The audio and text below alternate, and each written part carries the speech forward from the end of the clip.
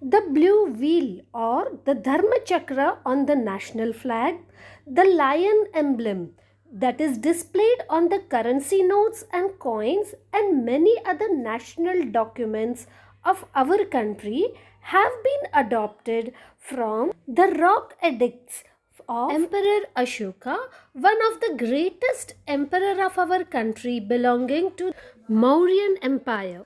Ashoka belonged to the Mauryan dynasty founded by Chandragupta Maurya more than 2300 years ago. Chandragupta defeated Dhanand, the king of Magad, with support of his teacher or guru Chanakya, also known as Kautilya. The very intelligent ideas of Chanakya were written down in a book called Arthashastra, which is referred even today to get the knowledge of economic policies, military strategies, and how to successfully administrate a kingdom. When the members of a family rule a kingdom one after the other for a very long time, it is called a dynasty. The Mauryan dynasty consisted of three important rulers: Chandragupta, his son Bindusar, and Bindusar's son Ashoka. Under Emperor Bindusar, the kingdom's boundaries expanded far and wide, with Patliputra being the state capital. Takshila was a gateway to the northwest. It included Central Asia, while Ujjain laid on the route of north to southern India, and many merchants, officials, and craftspersons lived in these cities. Besides these cities, other areas consisted of villages where farmers and herders lived. In some areas, such as central India, there were forests where people gathered forest produce and hunted animals for food. It being a very vast empire, the people in different parts ate different food, spoke different languages, and wore different types of clothes. For large empires, the emperors needed more resources than kings and more bigger armies to protect the people. They also needed large number of officials to collect taxes. As the empire was very large, different parts were ruled differently. Patliputra, the capital town, was directly under the control of emperor. Officials were appointed to collect taxes from farmers, herders, craftspersons, and traders. Those who disobeyed the ruler's orders were punished. Spies were appointed to keep a watch on the functioning of the officials. The faraway areas were controlled by provincial capitals Takshila and Ujjain.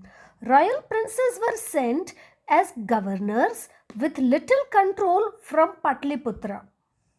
Local customs and rules were allowed to be followed. There were vast areas between the two important centers. Here, the Mauryans tried to control roads and rivers which were important for transport. Resources were controlled and were collected in form of taxes and tributes. Arthashastra gives us information that from the northwestern regions, important resources were woolen blankets which were brought down, and from southern part of India their important resources like gold and precious stones were collected. Means from whichever area, whatever was the important resource, that was collected. Taxes were generally a fixed amount that the people had to pay at a regular interval, whereas tributes could be any variety of things that the people willingly gifted to their ruler. The Mauryan Empire also consisted of many forested areas. The people living in forest may have been expected to provide forest produces like elephants, timber, honey, and wax. We can get accurate information about the Chandragupta and his administration from the book named Indica authored by Megasthenes. Megasthenes was an ambassador sent to the court of Chandragupta by the Greek ruler named Seleucus Nicator. From his writings, we can come to know that Mauryan Empire was very rich, as during his public appearances, the emperor traveled in golden palanquin and his elephants were decorated with gold and silver. People enjoyed the pomp, as it says, trained parrots circled the head of the emperor. We also come to know that the emperor's life was in constant danger, as he was always surrounded by army of women. His servants tasted the food before he ate, and the emperor never slept in the same bedroom for more than 2 nights. Megasthenes has also described Patliputra or modern day Patna as being a large and beautiful city which was well built and fortified. It was strong and had 2 and 3 story houses that were built of wood and mud bricks. The emperor's palace was made up of wood and decorated with stone carvings. It was a well planned city surrounded with gardens and enclosures for keeping birds. We can just imagine how beautiful it must have been.